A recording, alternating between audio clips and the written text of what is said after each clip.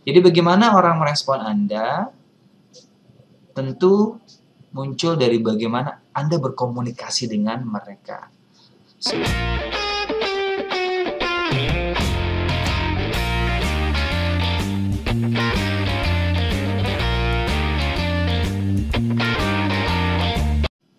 Halo semuanya, bertemu lagi dengan saya Yusdillah Setianto, masih di seri vlogging tentang ilmu pemberdayaan diri, dan kita masih bahas tentang Neuro Linguistic Programming, sebuah kajian ilmu yang sangat luas, sangat bermanfaat bagi siapapun para pembelajarnya.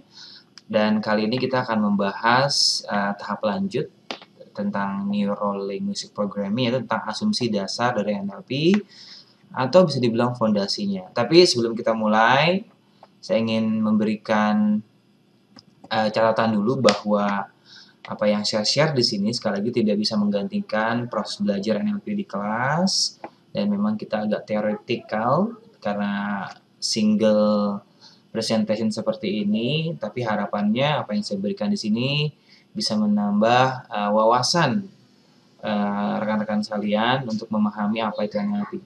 Oke, kita masuk. Sekarang kita bahas tentang asumsi dasar dari NLP. Apa itu? Yaitu fondasi dasarnya, root-nya. Kalau kemarin sebelumnya Anda pernah lihat video tentang 4 pilar NLP, yaitu tentang fleksibilitas, tujuan, kepekaan indrawi, dan bangun raport, dan manajemen set. Sekarang kita ke fondasi dasarnya. Lalu apa sih fondasi dasar ini? Kita bahas nanti.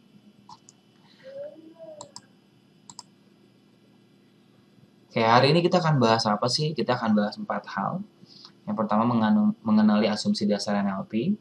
Yang kedua, menguji asumsi dasar NLP terhadap diri sendiri. Sudah pernah melakukannya atau belum? Lalu kita akan berjalan di sepatu orang lain dengan presuposisi ini. Dan keempat adalah bagaimana mengembangkan fleksibilitas dan tanggung jawab terhadap diri sendiri.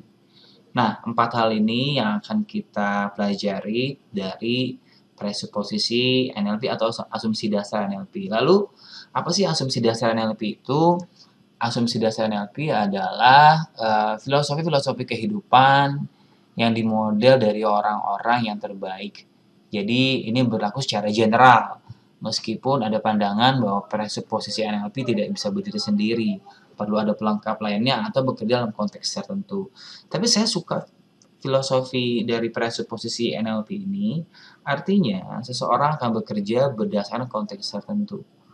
Nah, jadi presuposisi seperti saringan informasi ke dalam diri. Jadi ketika ada informasi masuk ke dalam diri, kita gunakan filosofi ini. Oh, ternyata tidak.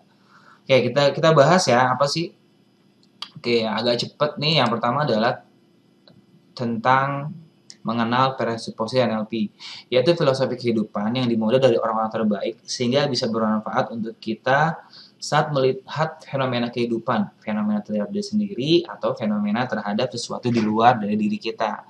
Nah, presuposisi ini adalah asumsi dasar kehidupan secara general.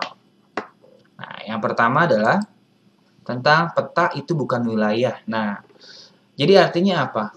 Kita akan melihat sebuah realitas itu berdasarkan apa yang ada di pikiran kita.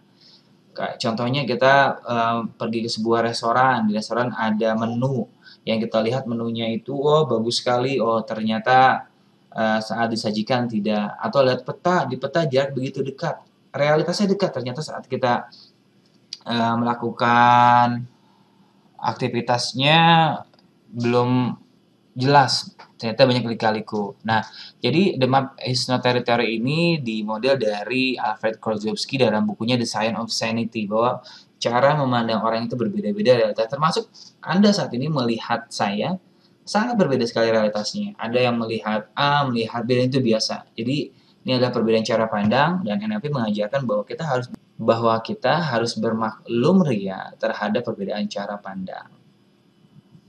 Oke, selanjutnya adalah tentang dari peta bukan wilayah, the map is not territory. Kita berlabuh ke seseorang akan merespon berdasarkan peta berpikirnya.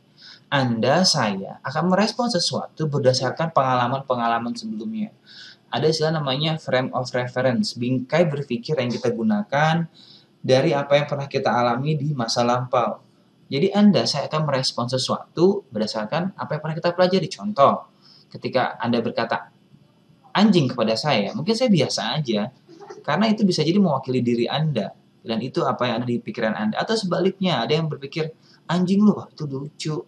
Artinya saya akan merespon sesuatu berdasarkan apa yang ada di pikiran saya. Dan makhluk, respon-respon ini mengajarkan kita bagaimana bertanggung jawab terhadap respon yang kita buat. Karena kita akan merespon sesuatu berdasarkan apa yang ada di pikiran Anda. So, buatlah sebuah respon yang positif, sehingga Anda bisa terberdayakan dengan respon Anda sendiri. Dan seseorang, Anda akan merespon apapun berdasarkan frame of reference atau bingkai berpikir Anda selanjutnya. Ini yang kedua. Nah, ini asumsi dasar NLP ya. Yang ketiga saya suka nih. Tidak ada kegagalan. Semua hanya umpan balik. Jadi maksudnya apa? Setiap usaha yang kita lakukan, itu berarti ada jalurnya, ada polanya.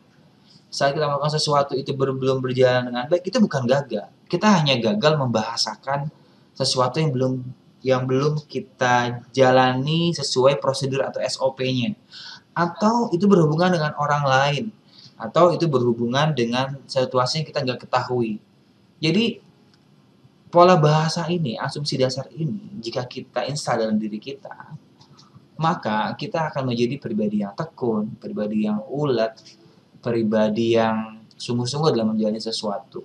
Jadi, usahakan dalam apapun tidak ada yang gagal, semuanya umpan balik, karena kita belum tahu bagaimana cara yang efisien untuk mencapai tujuan tertentu. Selanjutnya adalah, arti komunikasi adalah respon yang ditimbulkannya, artinya makna komunikasi.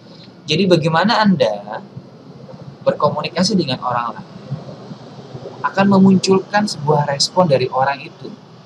Sekali lagi, jadi bagaimana Anda berkomunikasi dengan orang lain dan akan ada respon dari cara Anda berkomunikasi secara verbal atau non-verbal. Misalkan, Anda cemberut melihat teman Anda. Otomatis, jika dia tidak pandai, dia tidak piawai menciptakan respon, otomatis dia juga akan cemberut terhadap Anda. Jika Anda sinis, jika Anda kritis, jika Anda membuat orang tidak nyaman, otomatis responnya akan berbalik kepada Anda.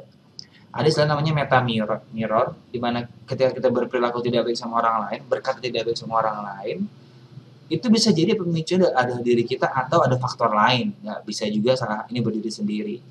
Jadi bagaimana orang merespon Anda, tentu muncul dari bagaimana Anda berkomunikasi dengan mereka. Semakin tenang, semakin pandai, semakin piawai Anda berbicara, respon mereka juga akan semakin baik terhadap Anda. Dan ini asumsi dasar.